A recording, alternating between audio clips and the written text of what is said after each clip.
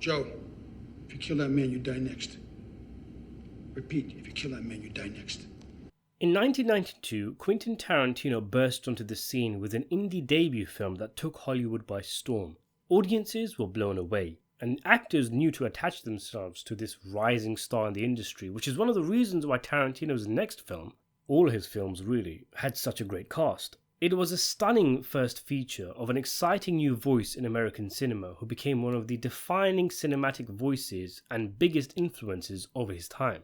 Today, Tarantino is considered a veteran of American cinema with an encyclopedic knowledge of film, and at the time of this video is closing in on making his 10th film, which he says will be his last. And the movie is a success story for Tarantino and an inspiration, rightly or wrongly, for a generation that followed him, with him getting his big break not having studied in a traditional film school and instead being a film buff working in a video store and networking as much as he could, lucking out when film producer Lawrence Bender met him at a party and liked his Reservoir Dogs script, with it making its way to Harvey Keitel. Welcome back to another crime movie review. If you like what you see, consider subscribing to the channel and hitting the notification bell. You can also support the channel and get early access to videos by becoming a patron or channel member. Check out my other crime movie reviews on my Gangster Movie podcast, where we take a look at major crime movies like Gangs of New York and American Gangster, but also obscure or terrible mob films like Meet the Mobsters and This Thing of Ours. In the film, 6 criminals who don't know each other's names or backstories are hired for a diamond heist which ends up going bad, leading them to suspect that one of them is a police informant. At their rendezvous point, as they arrive one after another, tensions, frustrations, and accusations build and boil to an explosive climax. He's just gonna decide, out of the fucking blue, to rip us off? I had a great time revisiting Reservoir Dogs. It's a stone-cold 90s crime caper classic, and it still holds up. It's great by sheer virtue of just being able to see all these fantastic actors interact with each other. Great actors doing their thing, delivering great dialogue in a superb script. It's one of Harvey Keitel's most prominent roles, an actor who's often took a chance on new directors, having been in the first films of Martin Scorsese, Ridley Scott, Jake Toback and Paul Schrader. Michael Madsen will forever be associated with this role, a criminal who's more on the psychopathic side, but one who oozes charisma and charm. And the likes of Tim Roth and Steve Buscemi are also excellent. It's a really cool movie. That's a review summed up in one sentence, and much of it is due to the charisma of the cast. These actors would all dance around with each other in future works, but I don't think they ever really did work directly with each other in major films. Keitel is in Pulp Fiction, for example, as is Roth, and Buscemi has a cameo, but they never share screen time. Watching Reservoir Dogs again was like a family reunion of sorts. I told them not to touch the fucking alarm, they did. If they hadn't have done what I told them not to do, they'd still be alive. My fucking hero. Thanks. I get a Glengarry Glen Ross feel from the film, in that it's like watching a play of sorts, which is an excuse to see actors in their prime deliver game. These people bust their ass. This is a hard job. So is working at McDonald's, but you don't feel the need to tip them, do you? Well, why not? They're serving you food. But no, society says, don't tip these guys over here, but tip these guys over here. That's bullshit. In terms of plot, Tim Roth's Mr. Orange of course gets shot during the heist, and Keitel, Mr. White, takes him to the warehouse they're supposed to hold up at, and comforts him as he bleeds out and awaits others, the first to arrive of which is Buscemi's Mr. Pink, who's adamant there is a rat among them. Mr. Blonde arrives with a cop he managed to capture, who is tortured for information. Nice Guy Eddie, son of the architect of the heist, arrives and tells Pink and White to go and help him retrieve the diamonds, leaving Blonde alone with the cop, and here we get a classic scene of Mr. Blonde torturing the cop, cutting his ear off, a scene Harvey Weinstein initially tried to get the director to cut to make the movie more accessible, saying that it would scare off women. And if there's anyone who knows about scaring off women, it's that guy. The scene is still so effective, the jolly music with Stuck in the Middle with You playing and Madsen's dancing. There's an anticipation, a slow build-up, there's a freakiness in the atmosphere, amplified by the short pause where Blonde goes out to his car and we see where, at a normal quiet street, people will be doing their groceries, going to work, and inside something horrible is happening and no one can save the cop. Blonde wants the cop to be absolutely sure that he's going to be in for a world of pain, that he's uninterested in his pleas, and the talking to the ear thing is just the icing on the cake and confirmation that sometimes in life you end up coming face to face with someone truly unhinged through no fault of your own, and life can just be cruel that way. Look I'm not gonna bullshit you, okay? I don't really give a good fuck what you know or don't know. But I'm gonna torture you anyway. I can't be the only one who's misremembered a few details, right? Are these examples of a Mandela effect? For one, Madsen doesn't say the line, "Are you gonna bark all day, little loggy, or are you gonna bite?" to the cop. He says it to Keitel, but for some reason in my head I always had it as him talking to the cop. Are you gonna bark all day, little doggy? Or are you gonna bite? What was that? They also never show the ear being cut off. It's so horrific, the scene makes you cringe, especially when you already know what's coming, but for the actual act itself, the camera moves away. Again, for some reason in my head, I've got images of Madsen gleefully hacking away at the cop's face. Great performance from Kirk Baltz as the cop, by the way. It's also an example of the superb storytelling in the film. A brilliant screenplay, acted out and directed to perfection, because while you're in the moment, you've forgotten that Tim Roth is still there, unconscious in the corner, who blows away Madsen before he can set fire to the guy. Another example is when Mr. Pink and Mr. White are about to shoot each other. Mr. Blonde is revealed in the shadows, and when the fight between him and Mr. White reaches its apex, the cop in the car is introduced. Things are constantly kept fresh. The dynamic is changed and updated every 10 minutes or so. There's very little fat here. If I did have one complaint, it would be that third quarter or so, where we get Orange's backstory and him telling that story of how he entered a bathroom that had cops in it. That was the only time the movie felt like it was being a bit indulgent to pad out the runtime a bit, and seemed an excuse to give us a break from the main action, a calm before the climax. For sure, it's Tarantino's tightest film. Pulp Fiction is larger and expansive. Jackie Brown is a little long for what it is. Kill Bill is technically 2 films. And I do think Tarantino has had issues with his film's length since the death of his editor, Sally Menke, as after her death he's made films like Django Unchained, which was half an hour too long, and The Hateful Eight, which instead of being nearly 3 hours long really should have been a tight 1.5 hour movie, as Reservoir Dogs was. I can't believe I'm saying this, but if you held a gun to my head and told me to choose, I might just pick this over Pulp Fiction. Pulp is a classic, but nothing quite hits like that first watch of Pulp. But on rewatches, some scenes do drag here and there, like Butch's conversation with his girlfriend in bed, a part I'll always fast forward. Reservoir Dogs you can put on and just be in the zone from beginning to end. Pulp will always be the more groundbreaking movie, but Dogs has that rewatchability. There's scenes you watch again and again in Pulp, heights that Dogs can't reach, like the "say what again" scene. But when it comes to rewatching the whole thing, Dogs is the better watch. To be fair though, I haven't seen Pulp Fiction in ages, maybe I'm talking crazy. If the movie was told in chronological order, I think it'll still be good, if not a little disjointed, but certain pieces of information being held from us and then revealed through flashbacks or dialogue is a great way to tell the story, as is the actual heist itself not being shown, including Mr. Blonde's supposed rampage. I wonder if Red Dead Redemption 2 took from this in its story, where there's the infamous Blackwater heist with Dutch going crazy and shooting innocents. It's brought up so many times, it's the genesis of the entire story, but you never actually see it. There's an honest humanity in Dogs, a realness, a rawness, a sincerity that's present in films like Jackie Brown but missing from Tarantino's later works, when things started to get quirky and meta and take place in a clear Tarantino-verse. I think to the scene with the 2 cops after Blonde is taken out, these 2 men who've been through so much, having a dialogue that just feels so real, and again, we get more information to us, which just adds to the effect, like the cop actually knowing all this time that Roth was a cop and he didn't give him up. It's that raw humanity that makes a character like Orange admitting to White, against all logic, that he was a cop in the final scene, and none of us question it, because it feels real, and we don't need to have it explained to us why in that moment he would admit that. And the cat.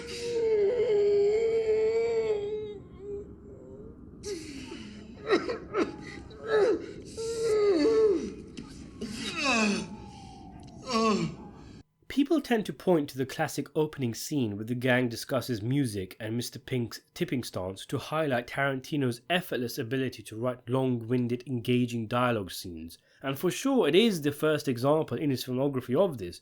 But there are other noteworthy ones in the film, my favourite being the scene where there's 4 of them in the car. From Ladora Heights. Oh, Ladora Heights. That's the Black Beverly Hills. Oh, it's not the Black Beverly Hills. It's the Black Palos Verdes. Anyway, lady. It just feels so natural, casual and organic, like the dialogue was improvised or we're really just peeking into a day in the life of some jewel thieves. Keitel's laugh especially. You know, she looked like Christy Love. Remember that TV show, Christy Love, about the black female cop? She always used to say, "You under arrest, sugar." What was the name of the chick who played Christy Love? Was he all pissed off? How would you feel if every time you had to take a piss, you had to do a fucking handstand?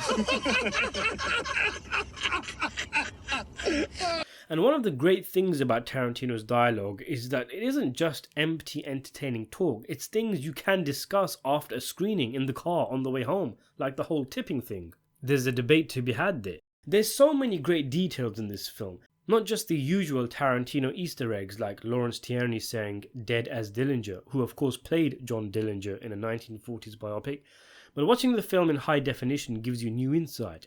Like right at the end, you can just about make out a cop shouting, "Get out of the car, put your hands in the air," implying Mr. Pink didn't get away.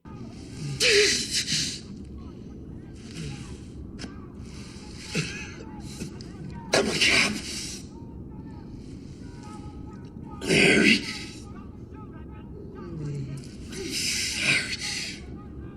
There are clues that Mr. Orange is the rat too, like him squealing on Mr. Pink in the opening scene when Tierney asks who didn't tip. Who didn't throw in? Mr. Pink. Mr. Pink. Why not? You don't tip. You don't tip. There are visual clues too, like in that back room White and Pink are in, there are white bottles and pink bottles next to each other, and an orange bottle which is further away. And going back to that car ride scene, 3 of the characters are in shot together, whereas Orange is framed separately. The opening scene foreshadows or represents each character too. Mr. Pink is opinionated, but he has logical reasons and ultimately makes the smartest decisions, and he's already clashing with Mr. White as he would later do so. Mr. White is a veteran, maybe stuck in his old ways, so he tips without question because it's what you do. It's the honourable thing, which is why he took care of Orange when he's shot, but he's also at an age where he probably is getting a bit sentimental, hence defending the minimum wage waitresses and ultimately foolishly giving Orange personal information about himself. Mr. Orange says, "Hey, he's convinced me, give me my dollar back." A light throwaway, but a suggestion that he's willing to switch sides and has unreliable loyalty. Big Joe is distracted by his address book and isn't really taking part in the conversation, implying he's lost focus, is lacking in attention to detail, the lack of care that would allow a cop to infiltrate his gang. Mr. Blonde offers to shoot Mr. White and jokingly makes gun gestures at him, and he's someone who's able to joke about murder because clearly, after watching the film, it's something that comes so easy to him. He's different to the rest, he actually enjoys it. Who shot Eddie in the Mexican standoff? It's one of those movie questions that you don't think of when you initially watch the film. It's something that comes up later as something clicks in your head when you're thinking, well, who exactly shot who? And when you break it down, it doesn't quite work. I believe what really happened is that Mr. White is supposed to shoot both Joe and Eddie, but the squibs didn't go off at the right time.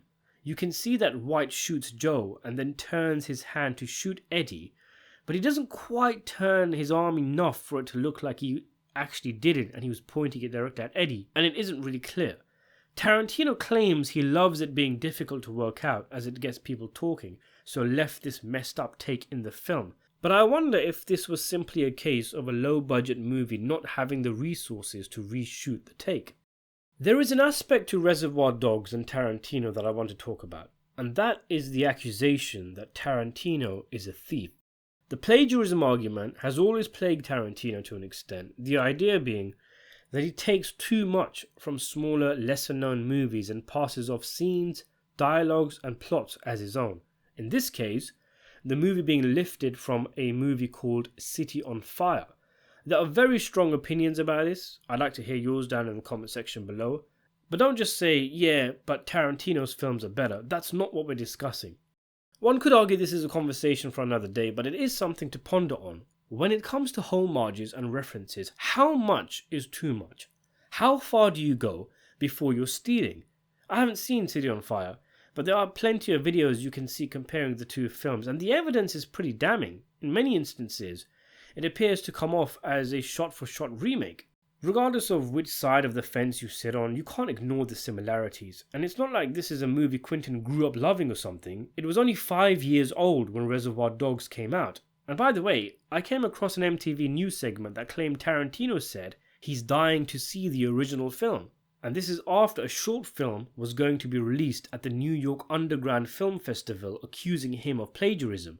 The point I'm making, according to this segment, that whatever Tarantino says now, and he has said a lot about it now, that he was inspired by City on Fire and he took from the film, there was a period where he was claiming he hadn't seen City on Fire.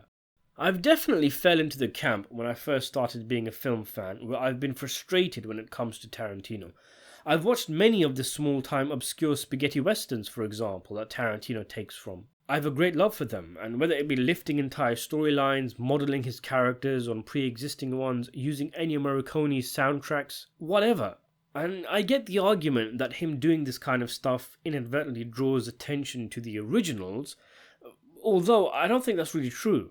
I mean, how many rushed out to buy the original Django after Tarantino's Django Unchained? And anyway, it's not as if that's why Tarantino's doing it. Oh, I want you to know about all these lesser known movies, hence I'll just lift from them and put them in my movies. Otherwise, surely in the credits you'd see, inspired by this, inspired by that. But anyway, knowing that there are obscure directors and writers out there that have given cinema something that they don't end up being credited with, or paid at the very least, instead Tarantino taking it for himself, does rub me the wrong way. I gather that Tarantino only really started acknowledging City on Fire after the connection started becoming well known, and you couple this with the fact that Tarantino is an epic raging narcissist and has a really off-putting, abrasive, obnoxious personality. And I do wonder how many of my complaints about him being a copyright fiend over the years is sincere, or because I don't like the man's personality. But there is a sincere complaint here, and the cynic in me thinks he knows general audiences wouldn't have seen the films he takes from, so he's happy to do it. Not necessarily City on Fire, that was a pretty major Hong Kong movie, but there's definitely many other things he's taken from more obscure films, like Jules Ezekiel's speech in Pulp Fiction being ripped from a film called The Bodyguard. I'm not saying he's a fraud, but this is one of the reasons why I've never rated him quite as highly as many do. I mean, The Departed was a remake of Infernal Affairs, but they bought the rights to the movie. It was an official remake. Why not just do that? Look at Brian De Palma. He has made a lot of homages to Alfred Hitchcock, borrowing so much from his style that one could try and make the argument that he's also stealing, and they'd have ammunition to make such a claim. But if you take a film like Body Double, where there is a clear rear window influence with the protagonist staring at people through apartment windows, and a vertigo influence with him being obsessed with a mysterious woman. But De Palma creates his own thing with it. The movie is distinctly its own thing. This is an issue with Tarantino. Sure, reference plots, reference characters, reference scenes, but when you take an entire story and recreate it to a T, entire dialogue exchanges, that's beyond the limit. There's a famous quote attributed to Pablo Picasso, "All art is theft," which suggests creativity involves absorbing, reinventing, and transforming ideas that have already come, and nothing is truly unique or original. But this is taking something and using it as inspiration to come up with something new. It's not just taking directly and shoving stuff into your own film. But perhaps one could argue that this is Tarantino's style. This is what defines him. A video store clerk with a love of random movies, shoving in all the elements of the films he loves into new features. Kill Bill was the apex of this, which really felt like a love letter to all the genres, music and films that Tarantino grew up watching. He put it in a stew, gave it a good mix, and created his own thing from it. Anyway, Let me know what you think of this and what you think of Reservoir Dogs down in the comment section below. Be sure to subscribe and thanks for watching.